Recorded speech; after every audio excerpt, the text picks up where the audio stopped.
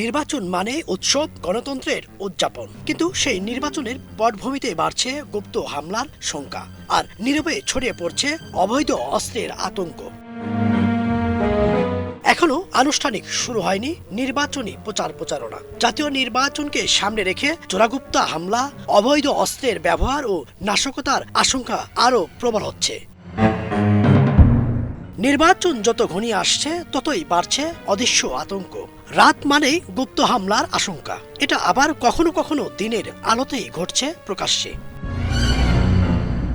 এমনই এক ঘটনা আজ দেশ জুড়ে আলোচিত।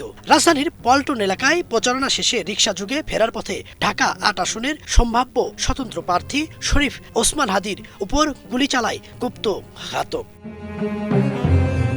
নিরাপত্তা বাহিনীর তথ্যে উঠে আসছে, নির্বাচনকে ঘিরে সক্রিয় হচ্ছে সংঘবদ্ধ চক্র। অবৈধ অস্ত্র মজুদ, ভাড়াটে সন্ত্রাসী, সব মিলিয়ে তৈরি হচ্ছে সহিংসতার অনুকূল পরিবেশ। এদিকে আইন শৃঙ্খলা বাহিনীর তরফ থেকে বলা হচ্ছে, জুলাই গণ অভ্যুত্থানের সময় পুলিশের লুট হওয়া অস্ত্রগুলো উদ্ধারে জোর দিচ্ছে আইন শৃঙ্খলা রক্ষাকারী বাহিনী। একই সাথে নির্বাচনকে ঘিরে যেন কোনো ধরনের নাশকতা না হয় সেই দিক বিবেচনায় অভিযান অব্যাহত রেখেছেন তারা। মানে বিশেষ করে ডিএমপি এলাকায় যে আতঙ্কটা ছড়িয়ে গেছে প্রার্থীদের মাঝে, নিরাপত্তা ঝুঁকি, এটা কি আসলে জুলাই আন্দোলনে লুট হওয়া অস্ত্রটা কি বড় কারণ হতে পারে কিনা? না, আমরা তো এরকম কোনো ঝুঁকি দেখছি না, বাইরে আতঙ্কিত হওয়ার কোনো কারণ নাই। তবে প্রচারণার কাজে তো কোনো ধরনের আমি ঝুঁকি দেখছি না। অবৈধ অস্ত্র উদ্ধারে তো আপনারা কাজ করে যাচ্ছেন, এর মধ্যে অনেকগুলো উদ্ধার করে ফেলেছেন। বাকিগুলো নির্বাচনের আগে কি আরো শক্ত অভিযান চালানোর বা আরো বেশি তৎপরতা বাড়িয়েছেন কিনা? এটা তো একটা চলমান প্রক্রিয়া, আমরা আমাদের নিয়মিত অভিযান অব্যাহত রেখেছি।